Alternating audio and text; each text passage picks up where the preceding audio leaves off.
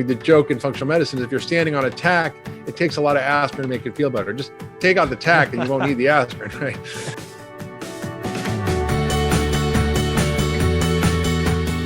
Everybody, Dr. Axe here. Welcome to the show. Well, today we have a very special guest, somebody that I've been looking up to for a long time, a pioneer in the space. It's Dr. Mark Hyman. And Dr. Hyman is a practicing family physician, which I think is so incredible that he is still in practice, along with being an internationally recognized leader, speaker, educator, and advocate, really one of the pioneers in the field of functional medicine. And he's the founder and director of the Ultra Wellness Center and the head of strategy and innovation at the Cleveland Clinic Center of Functional Medicine. Also listen to this. He's authored 13 New York Times best-selling books.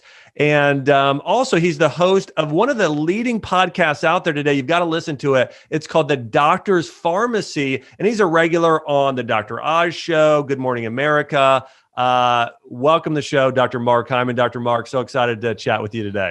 Well, I think I'm done. You just kind of gave it all up. So thanks for having me. I really appreciate your nice comments. Well, the other thing I was going to say, and this may be nice, not so, but you're kind of looking like you're just, living the good life at the beach there. I know you're in Hawaii.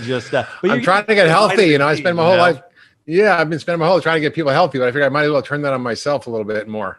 That's good. I know we all got to take care of ourselves, right? So I think that's good. Well, Dr. Mark, I'll just share. I know you and I have met a few times over the years, and we've interviewed before. But I'm always so impressed with what you've been able to do in that field of functional medicine and help be a pioneer there, and really take the profession today that was focused so much on using drugs, and also say, hey, you know what? There's a time and a place for that, but hey, let's really focus on diet and lifestyle and really prevention of so many of these diseases. And you're working with the Cleveland Clinic, one of the most prestigious clinics in the world, and you're changing the game in terms of what you're doing for nutrition. So I want to get into this.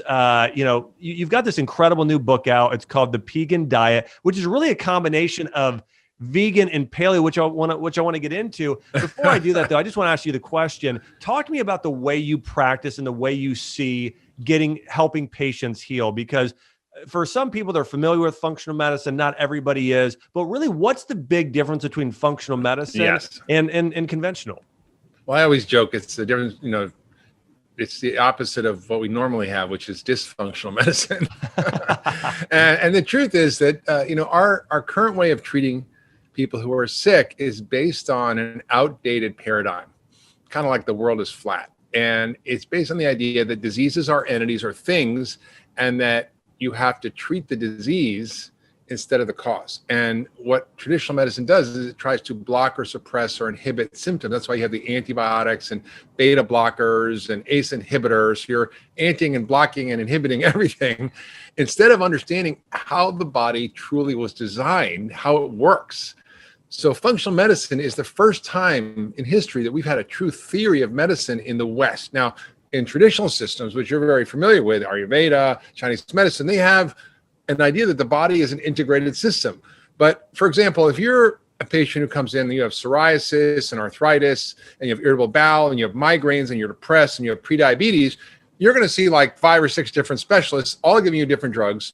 And nobody's going to say, gee, you have one body. How is this all connected? So functional medicine is about connecting the dots. It's about getting to the why, not just what disease you have, but why, what's the cause. It's about restoring balance. It's about understanding how everything is connected. And by doing that, you can truly resolve so many chronic diseases that our current approach just can't even touch. Yeah, one of the things I remember reading a book of yours years ago, I think it was called the maybe Ultra Wellness Solution or something like that. Ultra Mind Solution, yeah. That's right. Great book. Another one, Blood Sugar. You got into that. And so I know you've helped, so many people help reverse conditions that before a lot of people thought can be reversed, like diabetes and so many other things. And you have a unique diet that you use for helping people heal. And so talk to me about the Pegan Diet. What is that exactly? And how'd you come up with that? Well, listen, Josh, you know as well as I do that the diet wars are about as ferocious as the political wars and the religious wars. So you got like politics, religion, and nutrition. They're all sort of up there with people fighting with each other. And I was once sitting on a panel at a conference with two of my friends. One was Frank Lipman, who's a great functional medicine doctor, who's more on the paleo side. And then my friend Joel Kahn, who's a cardiologist, who's a vegan. And they were just fighting, going at it. And I'm like, hey, I said, if you're paleo and you're vegan, I must be Pegan. And I was a total joke, and everybody cracked up in the audience. I'm like, oh, there's maybe something there. And I went home and started thinking about it. And I was like, wait a minute. Those two extreme versions of what good nutrition is have more in common with each other than the traditional American diet. Yeah. They are only different in one thing, which is where you get your protein, from animals or beans and grains. That's it. Yep. Everything else is the same. Whole foods, real food, no dairy, low sugar, lots of nuts and seeds, lots of colorful fruits and vegetables, good fats. I mean, it's basically the same. Yeah. And I began to think, this is just crazy. We're all fighting, and we should just try to come up with a simple concept that's inclusive, that's not extreme, that takes the best science that we have today of what is good nutrition for creating health, not just for maintaining weight, but how do you use food as medicine? And then how do you then come up with these same principles? And then, of course, it's personalized depending on what your different issues or needs are. So basically, the Pegan Diet is based on the simple principles of functional medicine, of how to create health. It's based on the idea that food is medicine. So when you're choosing foods or ingredients to include in your diet, you should be thinking, what is the information in the food? Not just only what are the calories or protein, fat, or carbs, or fiber. What are the information, the phytochemicals, the literally 25,000 compounds that our bodies use all the time to regulate every single system of our biology, our immune system, our microbiome, our hormones, our brain chemistry, our metabolism, everything is regulated by what we eat. And so when I began to sort of sort through what are the principles, I was able to come up with 21 practical principles for eating in a nutritionally confusing world, which is why I wrote the Pegan Diet. And what was really funny was I just kind of came up with this, and I wrote an article about it, and I posted it on my blog. And all of a sudden, like, the USA Today is writing an article about it, and the Daily Telegraph in London is writing about it, and this magazine and that thing. And then it was like the hottest diet trend. I'm like, this is ridiculous. And then people were writing Pegan cookbooks and creating Pegan shakes and Pegan bar. I'm like, what's going on here? So I figured I better just write what actually I think it is. Yeah. And it's a way of sort of getting over the diet wars, looking at the science, combining with common sense, and really developing a set of simple principles that everybody can follow to eat well for life. I love it. I think it's great advice. And I think, you put this so simply at the beginning, and that's, there isn't this giant chasm between a paleo and Pegan when you come down to it. It's the source of protein, which again, I just think is, important for people to remember, is that, again, both of these diets are focusing on plants, and eating a lot of real food, which you and I know think is so important. The essence, you said this, the essence of the Pegan Diet is that food is medicine. And, what are some examples of the ways that, some of these foods can either feed disease or feed your own health? Yeah, well, I wrote the book, and of course, this always happens. I wrote way too much, and my publisher was like, cut it out. So I wrote a whole section on how food is medicine and how food regulates each of the key systems in your body. Wow. So let me just sort of take you through this. But functional medicine is based on the idea that there are a few key biological systems or networks that are all connected together, that are influenced by your genes and environment and your lifestyle to create balance or imbalance. And here are the 7 systems, and food affects every single one of them. And I'll take you through just some simple examples. Cool. So the first is your gut microbiome, your immune system, how you make energy, the little cell energy factories in your cells called mitochondria, your detoxification system, your transport system, which is your circulation and blood vessels and lymphatic circulation, and of course, your communication systems, which is your hormones and neurotransmitters and immune messengers, and lastly, your structural system, everything from your biomechanical structure, what you're made of, to your subcellular structures, what your cell membranes are made of, and so forth. So food is the biggest influencer to regulate all these systems, to create imbalance or balance. And functional medicine understands how to apply food as medicine. It's not just this theoretical thing that's very vague and abstract. Let me give you an example. This is a great example. So let's just take the immune system. And you're going to love this story. It's probably no one's heard of this before. But in recent years, there's been a discovery of something called chips. Now, chips is a type of stem cell. It's caused by stem cells in your bone marrow that make your white blood cells. And you make 1 million white blood cells every second. 1 million. Okay. That's a lot of white blood cells. And they're made by your stem cells in your bone marrow. Now, because of various insults, toxins, radiation, diet, bad crap, and everything we're exposed to, it creates damage to those stem cells. And then those stem cells produce abnormal white blood cells called chips, which stands for a big medical term I'm not going to go into, but they're called chips. And they get in your bloodstream and they cause havoc. They cause cancer, heart disease, autoimmune diseases, and they cause aging. And in fact, they're called zombie cells. They're zombie cells. This is what the medical term is called, zombie cells. Now, zombie cells and these chips are screwing up a major high-level mechanism in your body that regulates everything else. So it's a really upstream problem. Now, what's really fascinating is that these zombie cells just continue to cause aging. And how do we deal with it? Well, there's an incredible discovery of a plant called Himalayan tartary buckwheat that comes from the Himalayas. It's grown in the most difficult, arduous conditions. It doesn't need anything. It can grow in like Tibet, right? And it's essentially probably the most potent superfood on the planet. It has over 150 phytochemicals, some of which are never found in any other compound, in any other plants.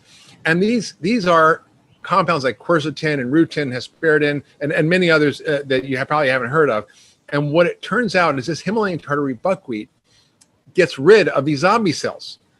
So that's how food regulates your biology. That's just one example. Another example is your gut. If you are, for example, a cancer patient and you want to get immunotherapy, which is one of the latest and best treatments for cancer, it has very low side effects and can be curative for some cancers. Very impressive new research that the guy won the Nobel Prize for. Turns out that if you have low levels of a particular bug in your gut called Akkermansia, this is a bacteria that's in your gut, that is Akkermansia mucinophilia, that actually creates a mucus layer, prevents leaky gut, prevents inflammation, helps regulate your immune system. If you have low levels of this because of our modern diet and antibiotics and so forth, you don't respond to these checkpoint inhibitors, to these immunotherapy drugs. You literally will just die of cancer. The drug won't work. It's the kind of drug that goes on or off. It either works or it doesn't work.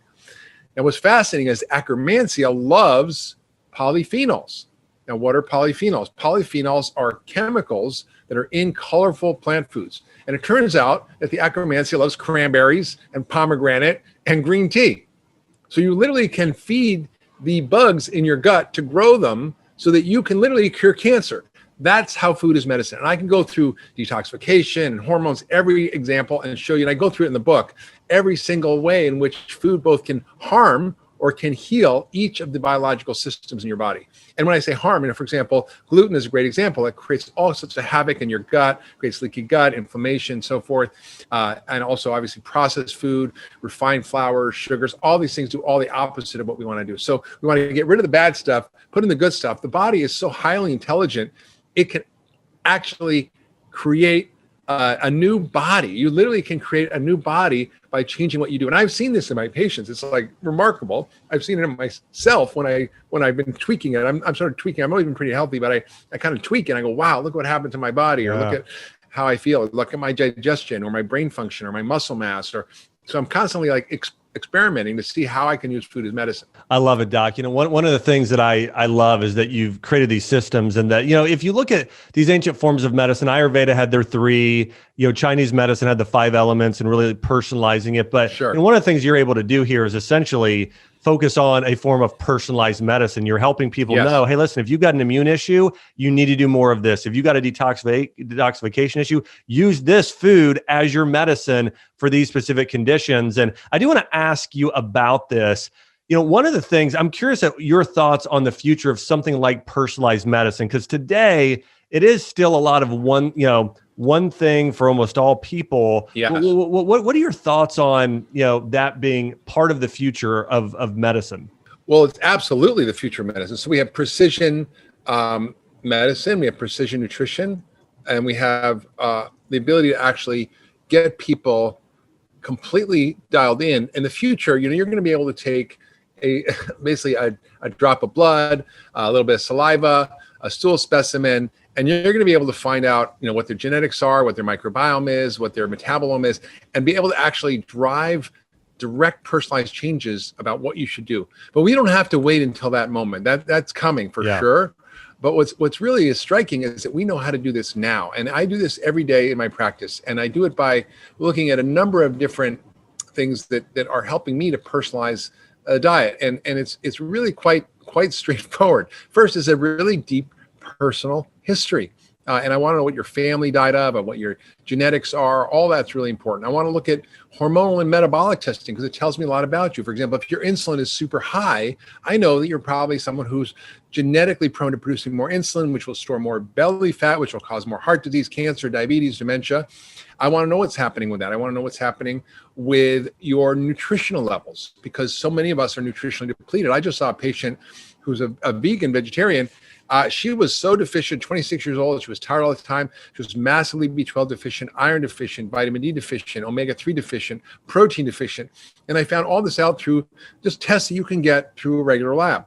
And then we personalize it further by looking at food sensitivity, food allergy testing. Maybe it's gluten testing. Maybe it's IgG testing. And then we look at stool testing. What's going on with the microbiome? How do we adjust your diet to improve, for example, short chain fatty acids in your gut? And we look all these things now, and we can tell exactly how to optimize your diet. Maybe you have low Akkermansia, you need the polyphenols. And then we do some genetic testing. Now, there's a lot of genes. We have about 20,000 genes. We have about 5 million variants of those genes. It's a lot of stuff. So there are these common genes that we can influence. For example, you might have a gene that makes it hard for you to absorb vitamin D, so we need to give you more vitamin D. Or you might have a gene that affects your ability to process folate or B12 or B6. You might need higher doses, or one person might need 400 micrograms. You might need 4,000 micrograms. Or you might have a gene that impairs your ability to detoxify environmental chemicals and metabolic waste. So you might need certain foods like broccoli or garlic, or you might need extra nutrients like N-acetylcysteine to upregulate your body's ability to detoxify. So we can actually customize your diet and your lifestyle and your program and supplements based on these current methods of functional medicine. So we don't have to wait for 5 or 10 years. Yeah. I mean, it's going to be more precise, and we're going to combine, for example, even more sophisticated analytics around big data, artificial intelligence, which will then sort through all the data from systems biology and functional medicine, quantified self metrics, whether it's blood glucose monitors or scales or blood pressure or your Fitbit or your Apple Watch, and combining that with the omics revolution, we're going to be able to really synthesize enormous amounts of information and come up with even more specific personalized recommendations. So we are still at the infancy, but in functional medicine, that's what we do every day. We don't treat any two people the same, even if they come in with the same disease. Yep. It may be they have different causes, they may need different things, there may be different factors involved. So it's very, very specific and personalized. And that's what's so beautiful about functional medicine. That's why the CEO of Cleveland Clinic invited me to come and start a center there almost 7 years ago, and why we get so great results at our center at the Ultra Wellness Center in Lenox, Massachusetts. So it's pretty exciting to do this with people, and they, it's shocking to me how antiquated our current medical practice is when we actually know what we know today.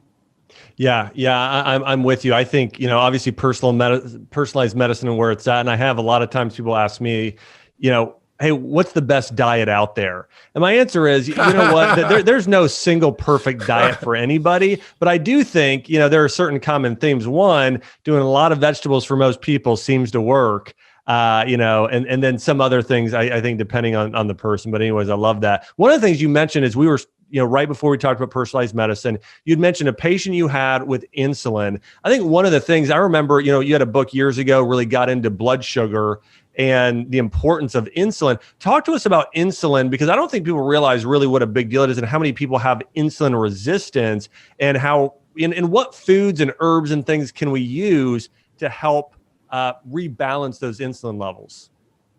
Yeah, well, I think everybody should really listen up really carefully right now, because of everything we're talking about, this is the single most important driver of chronic disease.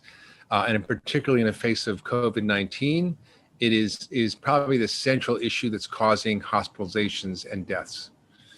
88% of Americans, that's almost 9 in 10 Americans, are metabolically unhealthy. They're overweight, they're diabetic, they're pre-diabetic, or maybe they're just skinny fat, which they look thin, but they're actually fat. So 75% overweight and 88% are metabolically unhealthy. That means that 13% are thin, but they're metabolically have poor health because of what their diet. They may not actually look overweight, but they're fat on the inside. And why this is a problem is because this phenomenon we call insulin resistance. It's kind of prediabetes, where your body needs more and more and more insulin over time to continue to keep your blood sugar down. That drives a whole cascade of problems that creates all the diseases of aging. So obviously diabetes, but 2/3 of all heart attacks is because of this. Most cancers that are common, breast cancer, prostate cancer, colon cancer, pancreatic cancer, are all driven by this mechanism. Dementia, we now call type 3 diabetes. So you've got the biggest killers: heart disease, cancer, diabetes, dementia, all caused by this single mechanism. If you're diabetic, you have 4 times the risk of Alzheimer's. Wow. Okay, this is no joke. Pre-diabetes leads to pre-dementia. So we really need to understand what is going on. Well, the reason we are seeing this pandemic of over fat and insulin resistance on top of the pandemic of COVID is because of our SAD diet, our standard American diet, which essentially is about 60% ultra processed food. This is pulverized ingredients from soy, corn, and wheat that get turned into all myriad shapes, sizes, colors of extruded food-like substances that have no bearing on our health at all, except to damage it. It doesn't actually provide anything other than calories, which then gets stored. So when you eat flour, when you eat sugar in all its forms, you actually drive insulin up. Any refined starches, carbohydrates, drives insulin up, and that leads to the storage of belly fat. It makes you hungry. It slows your metabolism. It screws up your brain chemistry. It actually prevents you from releasing fat from your fat cells. So it's the single mechanism that is upstream of all these diseases. And it's also the thing that drives the most aging. Even if you're older and you're thin, often you have insulin resistance because you lose muscle if you don't continue to work on it. And I've spent my whole life avoiding strength training until I turned 60. And I'm like, all right, I better do this. I've been talking about it forever because I'm like, I do yoga, that's good enough. Or I run, or I ride my bike, or I play tennis. I'm like, good.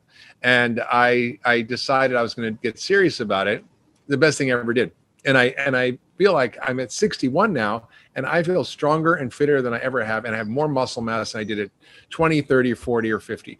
And I think, and this is critical as you get older, you have to work harder at it. And what that does is it prevents the insulin resistance. So you have more effective and better functioning muscle.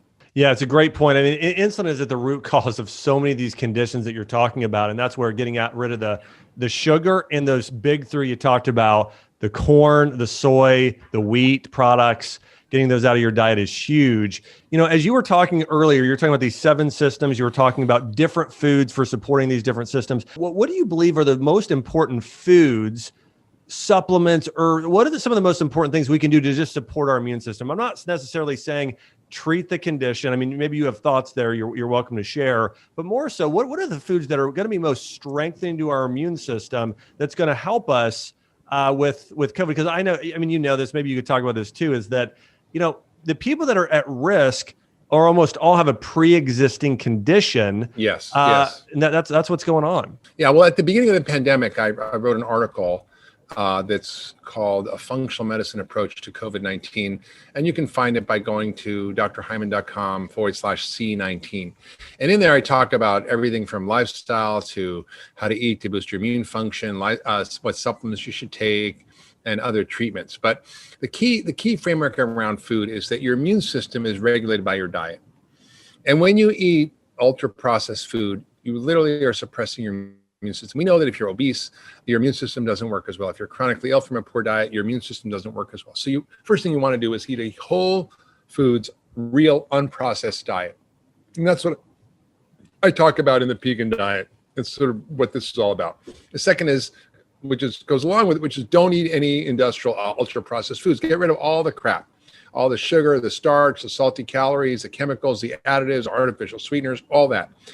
Cut the sugar and starch. This is probably the single most important thing you can do. Don't drink your calories. If they're liquid sugar calories, I mean, a protein smoothie is fine, but get rid of sugar and starch from your diet, or at least use them only recreational. I mean, like really maybe once a week, something relatively healthy, but not fake stuff, not high fructose corn syrup. Have a little maple syrup or have a little dessert that you can make yourself. And now alcohol.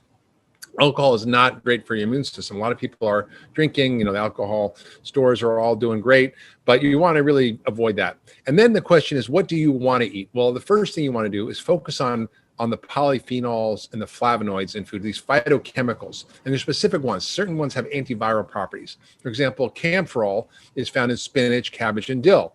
Antiviral. Quercetin is one of the most effective things around COVID-19 in terms of regulating immune function. And that's found in onions, oregano, chili peppers, apples, green leafy vegetables. Hesperidin, which is in oranges and grapefruit, lemons, tangerines. Oleuropein, which is in olives and extra virgin olive oil. And the catechins in the epicatechin gallate from green tea. And lauric acid, which is actually what's in breast milk and also coconut oil. And it's what helps the baby stay healthy. And then you want to have immune boosting spices and herbs. Things like ginger, garlic, turmeric, rosemary, chili pepper, oregano. You can just cook with these. It's delicious. And then protein. You know, protein is really important for immunity because all of your amino acids are the building blocks for your antibodies. So you need taurine and carnosine and anserine, creatine, and often these are coming from animal protein. It's hard to get a lot of these in plant proteins. So it's really, really important.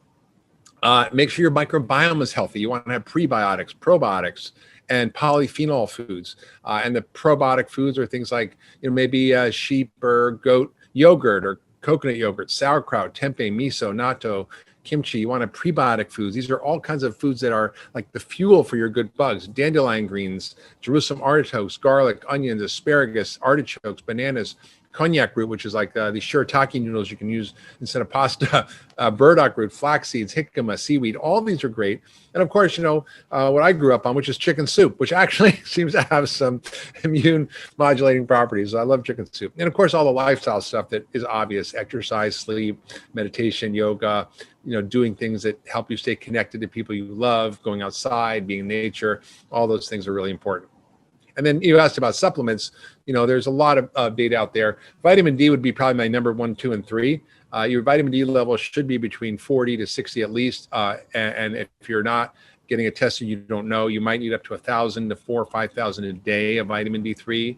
A little bit of zinc, vitamin C, quercetin.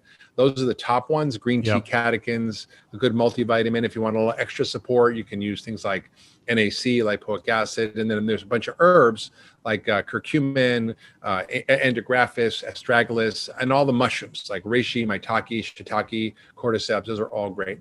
So those are sort of the top strategies that I would say we should think about. And then, of course, if you do get sick, there's a lot of other things I would consider, but I don't know if we want to get into all that right now. Yeah, no, I think it's great. I think it's fantastic advice, Dr. Mark. I think, again, for most people listening, it's like you want to eat a big array of vegetables and fruits, but specifically the ones Dr. Mark talked about. Look those up and add those to your shopping list. Go right now, and you could pause the interview and go, or rewind it and go and listen to what Dr. Mark's saying. Just type some of the stuff out, and you don't have to obsess about it. Just, hey, do your best to add these things Dr. Mark talked about to your shopping list and start getting those, and I want to encourage everybody too. We're going to continue. I've got a lot more questions here for Dr. Mark, but I want to encourage you guys, make sure to get this book. This book is fantastic. Dr. Mark really gets into how to use food as medicine. You can go to Amazon.com, BarnesandNoble.com, bookstores nationwide, and just search. And if you're looking online, just search Pegan, that's Pegan,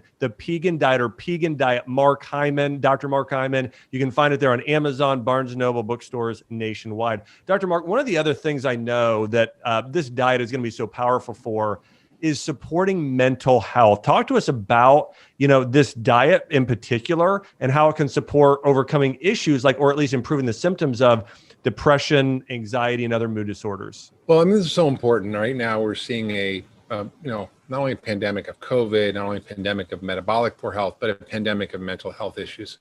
And COVID is making it worse. We're more isolated, we're more disconnected. We have financial, economic stresses. It's just a big adjustment for everybody. And those are real. But what most people don't realize is that our mental health, our behavior is directly connected to our diet. And there's just ample evidence about this. I wrote a lot about it in the Pegan Diet, also my last book, Food Fix, about how food regulates our brain. And of course, 12 years ago, I wrote the Ultra Mind Solution, which was, really deep dive if people really want to get into it. But we know that your brain is connected to everything else in your body. It's not just this disembodied thing that's sitting on the top of your neck. It's actually part of your entire biology. So the biggest things that affect it are, sugar and starch. Also, the same culprits drive depression, and diabetes drives depression. We know that low levels of amino acids from poor quality protein or lack of protein will affect your mood. We know that omega-3 deficiency, which is found in wild fish, it used to be in all the food we ate. It used to be in all wild animals and wild plants, and now the only wild things we eat is fish, so that's why it's coming mostly from fish. And we also know that nutritional deficiencies play a massive role in depression, whether it's B12, folate, B6, magnesium, vitamin D. All these things are really critical for our brain and functioning. And then certain foods are very inflammatory for the brain. We know, for example, that depression is an inflammatory disease of the brain. Now, what do you mean by that, Dr. Hyman? Well, we now are able to detect the fact that the brain is on fire through a whole host of mechanisms that are often related to diet, our inflammatory diet, which is all the things we've been talking about that are not so good to eat. And that goes into your brain and causes inflammation. And so they're talking about giving, heavy duty drugs like TNF alpha blockers and immune suppressants to treat depression, which makes no sense to me. Why don't you just get rid of the cause? Yeah. It's like the joke in functional medicine is if you're standing on a tack, it takes a lot of aspirin to make it feel better. Just take out the tack and you won't need the aspirin, right? So I feel like with mood and mood disorders, sometimes it's deeper issues. It's psychological issues, it's trauma, it's loss. I mean, I've had many traumas and loss in my life, loss of my parents and marriages and various things. So I think, those are real life circumstances, but those tend to pass and you tend to rebound. And, we often find out is that, happiness, and they've done these studies, which is fascinating, whether you win, $100 million in the lottery or end up in a wheelchair from a accident where you're quadriplegic, people kind of revert to their baseline level of happiness after a while, right? Which is interesting. You can think, how could you be as happy in a wheelchair as if you won the lottery? But that's actually what they found. So I think, our baseline level of happiness can be modified by looking at some of these underlying factors. And that's really what functional medicine is. That's what we do. And that's really, I even talk about food and mood in the Pegan Diet. I mean, there's a SMILES trial where they actually swapped out healthy food for junk food in depression, and it was more effective than any medication. They've looked not just at mood, but also behavior, violence, and aggression. David Perlmutter, who you know as well, he wrote a book with his son called Brainwash, which talks about how our processed diet decouples our frontal lobe from our amygdala. In other words, our amygdala is our fight or flight, reptile brain, aggression, violence, which we're seeing so much of now in America. And the frontal lobe, which is the adult in the room, that says, hey, probably not a good idea to smash that window or beat that person up or punch that guy in the face. And yet that is all not working. We're not having a grown-up in the room governing our behavior because we're so screwed up from the food we're eating. And we know, for example, in prisons, if you just swap out healthy food for bad food, violent crime goes down by 56%. If you add a multivitamin, it goes down by 80%. I mean, and you look at juvenile delinquents, same thing.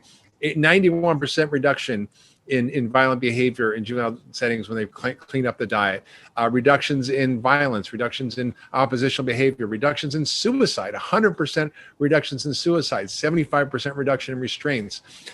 We know that it affects academic performance. The CDC put out a report on nutrition and academic performance and found that kids who are eating crap can't focus, can't pay attention, don't do well in school, don't succeed long-term, don't go to college. It's no surprise to you and I, Josh, but it's like a big headline news that, gee, maybe we shouldn't be feeding our kids this crap. Yeah, well, I'll just share this on a personal note. I was the kid growing up, always diagnosed with ADHD because I had, lots of milk and sugary cereal and everything else for breakfast. And I literally went from high school, college, I started eating really, really healthy, just vegetables, meat, sweet potatoes, that sort of thing. And my GPA was literally a whole point higher. I mean, it literally was like night and day the way I was able to focus. So anyways, I'm with you. I mean, it makes a radical difference. One of the things, Dr. Mark, too, I love, I was listening to an interview you did on your podcast. It was posted on Instagram, and I started watching some of it. And by the way, if you guys aren't following Dr. Mark on Instagram, he has such a fantastic page where he's sharing things. So you can follow him at Dr. Mark Hyman there on Instagram, and you can watch his just incredible podcast there as well. Well, you can also check out his podcast on iTunes. But you were talking about the environmental impact. of our food choices. So can you talk to us about, and specifically the Pegan diet in general, how does this affect our economy, our climate, our all I mean, I know that's a lot of things, but all of those things. Yeah, thanks for asking that, Josh. I mean, this is really my passion now, is to talk about how food connects to everything that we love and that matters in the world. Our health, the economy, social justice, the environment, climate, even things like academic performance, violence, national security are all connected by food at some level or the other. And this is not something that people think about. So I'm a systems thinker. That's what functional medicine is. It's thinking about systems and how things connect and the patterns and all the stories. And it turns out our food system is the number one cause and also the number one solution for a lot of these issues. It's clearly the cause of our chronic disease pandemic, which affects 6 out of 10 people. It's clearly the cause of most of our economic woes, because we have 1/3 today of our federal budget is for Medicare. Medicare is projected to be 50% and then even more. Literally trillions of dollars we spend. It's $1 in $5 of our entire economy is spent on chronic illness. Of course, then it affects as we discussed, behavior, violence, academic performance, national security, because kids are not applying for the military, are rejected because they're not fit to fight because of their poor health, and then more importantly, the environment and the climate, because of our agricultural system. Our agricultural system is inherently destructive, and I'd encourage people who are listening and want to understand how that works. Watch this movie called Kiss the Ground. It talks about regenerative agriculture. So we need to link up healthcare and farming, basically, in agriculture, because they're connected. The food is medicine, and how we grow the food can either harm us and harm the planet, or it can heal us and heal the planet. And I talk a lot about this, and I there's a chapter in Pegan Diet called "How to Be a Regenitarian," I love which is that. kind of a joke. But the truth is that we can eat in ways that will dramatically improve our overall well-being, and also help to solve some of the biggest problems we have.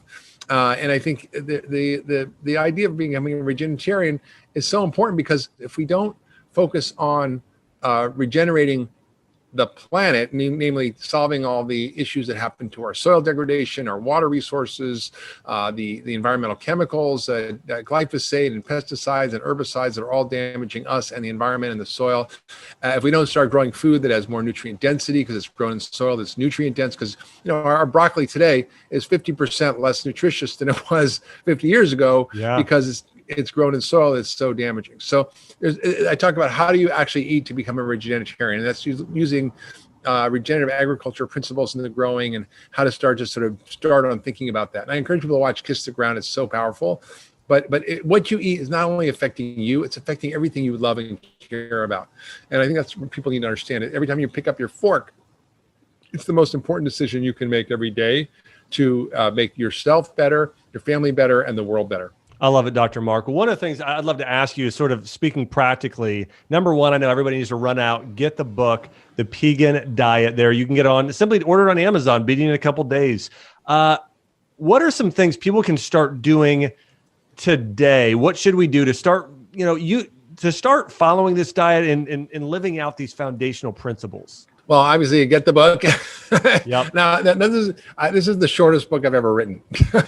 I had to cut out half of it, because I wanted something simple, practical, get to the point, exactly what to do. And what's so beautiful about it is I go through, if you're eating vegetables, what should you prioritize? If you're eating fruits, what should you prioritize? If you're eating nuts and seeds, what should you be prioritizing, and what should you be thinking about? If you're eating fish or meat or chicken, if you're eating beans or grains, which one should you be eating? So I go through every single thing we eat and identify how to be really smart about what you choose. For example, if you want to eat grains and you're tolerating grains, maybe for some people it may not be appropriate if you're really have severe insulin resistance, diabetes, or an autoimmune disease, or certain gut issues. You might want to take a break from grains. But if you eat grains, which one should you eat, right? Maybe you should be eating this Himalayan tartary buckwheat. Maybe you should be eating black rice. Maybe certain quinoas. Maybe you should be avoiding the wheat, because wheat is not something we eat as a whole grain. It's something that we eat as flour. Now, you don't eat wheat berries. I mean, sometimes you get a wheat berry salad, but that's not too common. Yep. And the wheat we eat is highly processed.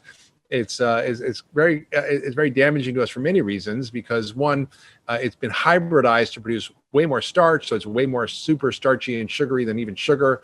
It has more gliadin that causes more gut issues. It has glyphosate in it because they sprayed it to desiccate and dry it at the end of harvest. And it also preserved with calcium propionate, which is a chemical that tends to cause autism and behavioral issues and ADD. So I don't want to be that. So that's an example where I say you choose these grains, but not these. And then it's really pretty simple. It's like, it's sort of like what Michael Pollan said, eat food, not too much, mostly plants, right? It's sort of like goes back to that. And I try to sort of simplify it so people can really understand what to do and how to be practical about it. But it's not hard. I mean, I often, speak at churches, and we did something called the Daniel Plan, which is a faith-based wellness program. And I said, I get up on stage and I sort of jokingly say, listen, it's not hard to figure out what to eat. Even a 4-year-old can figure this out. Leave the food that man made, eat the food that God made. Did God make a Twinkie? No. Did God make an avocado? Yeah, probably. So It's not that hard. Just eat food that is actually food. Don't eat food like substances. And if you use that simple principle, you pick up a package. Okay, well, is it a packet of macadamia nuts? Is it a packet of something that only has real food ingredients? It's not that all packaged food is bad. If you go to Thrive Market, they only have really good stuff. Like if you look at whole food ingredients, that's great. If it says tomatoes, water, and salt in the can, that's fine, right? If it's a can of olives or a can of sardines or olive oil or lemon, that's fine. But if it's like 45 ingredients, you can't pronounce them, you can't recognize them, you don't know what they are, better not to eat that. I'm with you. I totally agree. I want to encourage everybody, check out the book, The Pegan Diet. And if you go online, if you even go to Amazon right now, just check it out, read the reviews, read what people are saying about it. I'm super excited about this book as well. And again, it's Dr. Axe approved, as well as obviously Dr. Hyman approved. He wrote the book. And it's fantastic. And really, it's teaching that thing that we talk about a lot. It's using food as medicine. So I want to say, Dr. Mark, hey, thanks so much for being on today. Every time I'm around you, I learn something. And I just love being on this mission with you to help heal the world using food as medicine. So, hey, thanks so much for coming on today. No, thanks for your work and all the things you do to make the world a better place. All right. Thanks, everybody. We'll be back next week. And thanks again to Dr. Mark Hyman for being on a mission and teaching the world how to use food as medicine. This podcast is for information purposes only. Statements and views expressed in this podcast are not medical advice and have not been evaluated by the Food and Drug Administration. Opinions of guests are their own, and this podcast does not endorse or accept responsibility for statements made by guests. In some cases, individuals on this podcast may have a direct or indirect financial interest in products or services referred to herein.